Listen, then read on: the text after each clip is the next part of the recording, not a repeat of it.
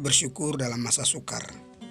Tema yang kita sharingkan hari ini adalah satu tema yang sangat sulit untuk kita bahkan orang-orang lakukan di tengah situasi kondisi coronavirus dan juga berbagai tekanan ekonomi yang mendesak.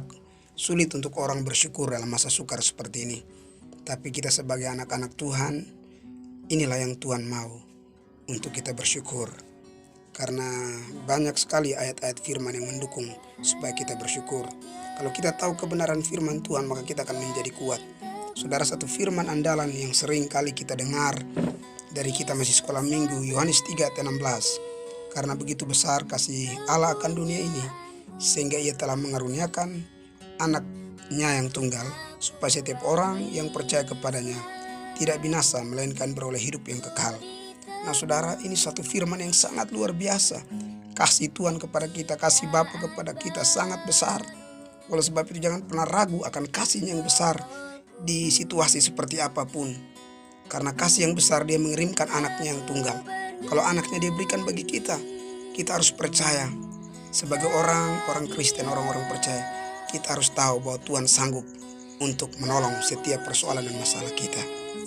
Badai pasti berlalu. Kalau anaknya yang tunggal dia beri, masakan hal lain dia tidak beri. Itulah yang Tuhan mau bagi kita. Kita renungkan betapa besar kasihnya, sehingga tidak ada alasan untuk kita tidak bersyukur.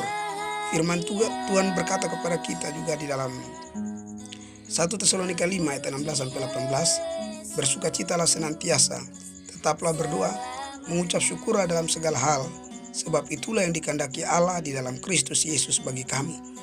Nah saudara, setelah kita mengetahui bahwa betapa besar kasih Tuhan bagi kita, pengorbanannya bagi kita, maka saudara patut untuk kita bersukacita senantiasa.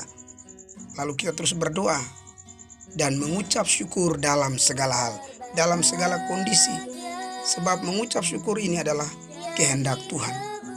Kita ganti sungut, bantahan dengan sukacita yang besar, dan kita mengucap syukur dalam segala hal.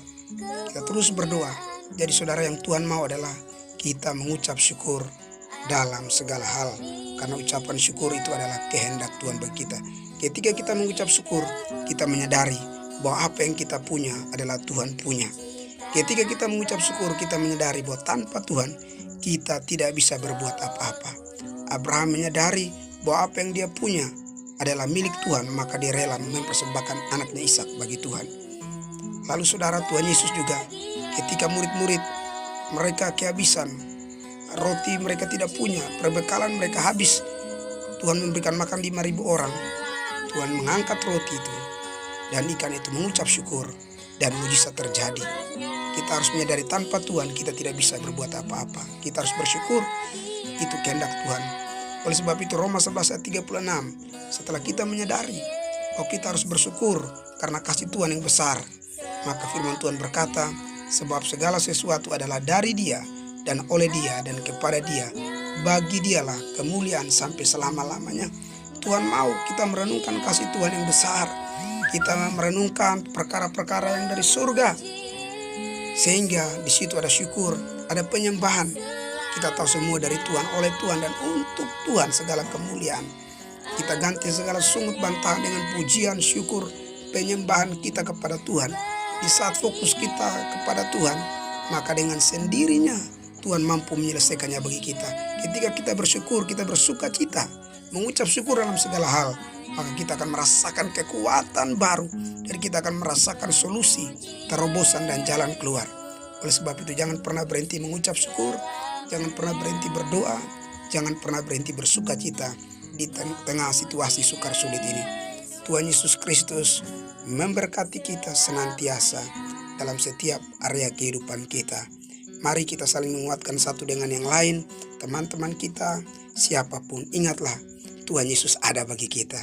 Dia selalu menyertai kita sampai selama-lamanya. Haleluya, sampai jumpa. Tuhan Yesus Kristus memberkati. Salam.